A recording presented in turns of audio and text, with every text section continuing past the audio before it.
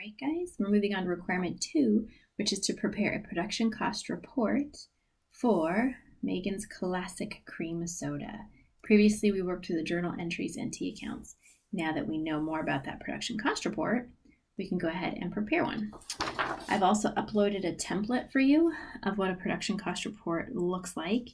As I said, it can be overwhelming, or if you see it in your textbook, it is just so voluminous, and every company's production cost report template looks a little bit different, but there are certain key elements that are the same that I'll go through and show you. I've uploaded this template for you so that you don't have to write everything down and get a hand cramp. So let's see, here's the book's production cost report. Right, it's the same format. They're missing the header here, which kind of bugs me, but it's that same format. So I tried to replicate it for you in the template, give you a header up here, and for quizzes, for exams, I will provide this template as an attachment. So don't think that you're ever going to have to memorize this.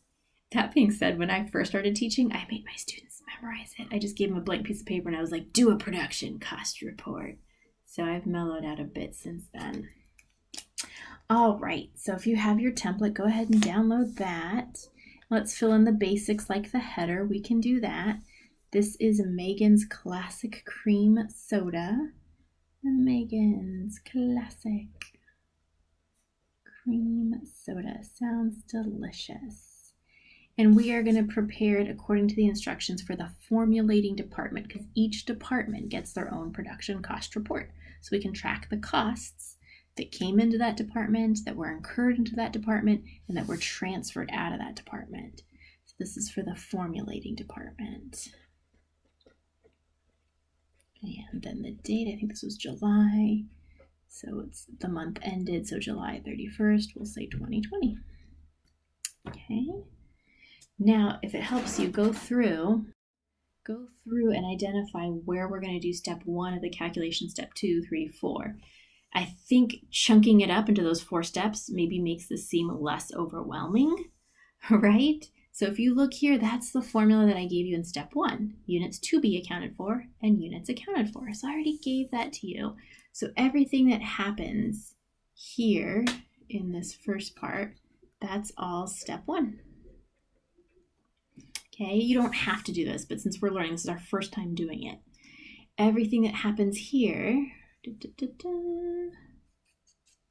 this is step 2, where we calculate equivalent units. We have to calculate equivalent units for materials and conversion costs. And the formula is to bring over completed units and then multiply by % completion for ending work in process. Step 3 then is to calculate the cost per equivalent unit, and then we're going to be working in these 3 columns. And then step 4 is to account for the costs that were either transferred out of the department, or that are still here. Okay. And the nice thing is there's a lot of checks throughout this form. We already mentioned one check, that the units to account for should be equal to the units accounted for. Same thing here, we move to costs. Costs to account for, total costs to account for, should equal our costs accounted for. Okay, so it's nice to have those built-in checks when we go through it, because it just can seem like such an overwhelming report. All right, so now we've got our template. We've kind of got it sectioned off. We can put our data in there now. All right, so production, 90,000 units in finish, 90,000 units finished and transferred out. 30,000 are ending work in process that are 100% complete and 20% complete to conversion costs. All right, so we can fill this in. This is for formulating. Okay, so notice here in formulating, so I'm looking for beginning, work in process first for formulating. So when you scan down here, I don't see anything about beginning, right? You see transferred out, you see ending, you don't see beginning. So go back up here. It says work in process had a 0 cost Therefore, we must have had 0 units. And remember, this right now is all units, no dollar signs, please. All right, started into production. Looks like we're not given that either, but we can find that out. That'll be our unknown that we account for. Completed and transferred out, I think they gave us that one, 90,000. And they said 30,000 are left. 90, 30, that gives us 120. We know this has to be the same, so this also has to be 120. And if beginning was 0, that means 120,000 units were started into production. Okay? See, I told you they weren't nice. They don't always just give it to you. They anticipate you have to know how they're related and then solve for anything that's missing. All right, step 1, done. Yay. Step 2, EUP. The nice thing, just carry over units completed. We don't have to multiply those at all. Sorry. And we're still talking about units, so no dollar signs. Now here we have to multiply it by a percentage. So go through back to your prompt. 100% complete for materials, 20% for conversion costs. If you want to, here in the extra room, you could write the percentage complete just so you can come back and follow your math. So 100% times 30,000, 30,000, 120. 20% of 30, so 6,000. So this is 96,000 EUB. Okay, step 2, done. Hopefully not too bad. And if you want, before you forget, since we have our EUP for materials and conversion cost, bring it down right here to this line that says equivalent units. So just bring down your 120 so you don't forget, and bring down your 96. Now we need to search for costs. The nice thing is we remember it was 0. Your beginning work in process, July 1st, for formulating was 0. So then we can put, and this is dollars, 0, 0. Now we need to figure out what was incurred for materials from the formulating department and what was incurred for conversion costs for the formulating department. So for this, you can go back to those journal entries we did in part 1. So going back to the journal entries, or maybe better to the T accounts, we can find for the formulating department our costs, right? So we're looking for our material costs during the period for formulating. So go to your T account, and again, that's why I love to label these things. I know my materials were 33,000. Incurred materials, 33,000 plus 0 gives me a total of $33,000. Divide by the 120,000 units you brought down for EUP. That gives us about, I don't think it's a clean number, I'm sorry about that, 28 cents. Okay. Now repeat for conversion costs. So go back to your T account for formulating. Notice you don't see conversion costs anywhere, but think back, what are conversion costs? It's going to be here somewhere in one of these notes. Yeah, that works. Conversion cost equals DL plus MO.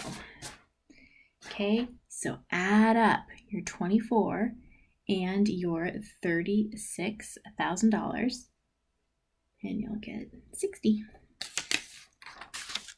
So 60,000. $60,000 divide by 96, and we get, I don't know if it's a clean number again, sorry, 0.63. We're talking about soda, so we're expecting the cost per bottle to be pretty low anyways. And now we have this new column called total. So just go ahead and bring your totals out to the side. So 0, 33 plus 60, so 93,000. 93 plus 0, 93,000. We don't bring across the EUP, we don't add these together because remember we have to keep them separate because they're different levels of completion. So nothing is needed here. And then add across your per unit amount. and you're going to get 90 cents per bottle. So the cost in our formulating department, based on what we started with and what we incurred for materials, labor, and overhead, was a cost of 90 cents per bottle. All right, there was step 3. On to step 4. If we do it right, this total will tie out. All right, so completed and transferred out. We're going to have to do a little bit of math there. So bring down your units that were completed and transferred out. 90,000 units. Oops, that should not have a dollar sign. So sorry. 90,000 units times the cost per unit.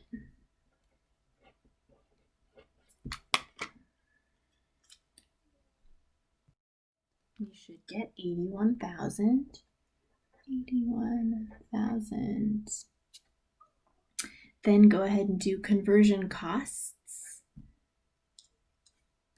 Units completed and transferred out. This one we're going to have 2, right? We have materials, and conversion costs. So ending work in process materials, 30,000 times the 0.28. And you should get 8,400. And if we had wanted to, I think your book shows it this way. Some books show it with just the total over here, which I kind of like here. But if you wanted to, just in case you do see it in your book, they do have an amount here and here. So what they're doing is they just took 90,000 times the 0.28 to get their amount here. And then they'll do 90,000 times the 0.63, get an amount here, add it across here. But I just take the total because they're completed and transferred out. So they must have both components in there. So I just go right to the end. That's not the case with work in process, ending work in process. We can't do that because they're in process. They're not completed. All right, so that was my math for this one.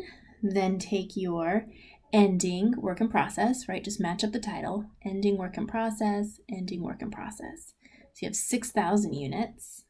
So I'll put it here. I know it's hard to find a place to squeeze in your work. If you want to create your own template, you are so welcome to do that. Times 0.63, because now we're doing the ending work in process for conversion costs. So let's see what we get there. 6,000 times 0.63.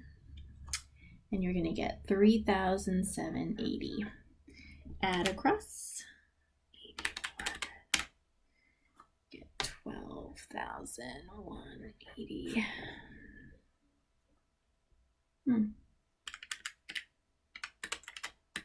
Plus 12,180. Oh, I'm off, and I think it's rounding. You know what? I think I needed to leave this to 3 decimal places. Yeah, let me go back and do this with 3 decimal places, because right now I'm worried, because if you see, you add this up, you're going to get 93,180. It should be exactly 93,000. So I think it's just rounding. So let me pause and go back and use 3 decimal places and see if that helps. Yeah, so I should have said on here, round to 3 decimals to make it come out clean. That's all right, we learn. It's a good thing that we have these checks so I can be like, oh, that did not quite work. So if you leave this to 3 decimals, this is 0.275. It's going to give us a slightly different number. It's going to give you 8,250 for materials.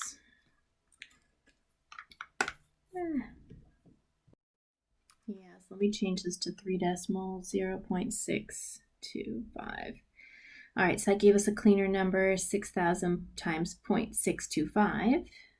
And you should get 3,750, which now makes this a clean 12,000 so that we can balance. And now we have 93,000, which should be the same. Yay! I know that's terribly messy. 0.625. I'll post my cleaner copy. I have one in Excel that I'll post in case this is hard to read. Now, something I wanted to show you off of here, there's some check figures. In addition to having the check figures that are provided innately from this schedule, there's also a way to tie it back to our work.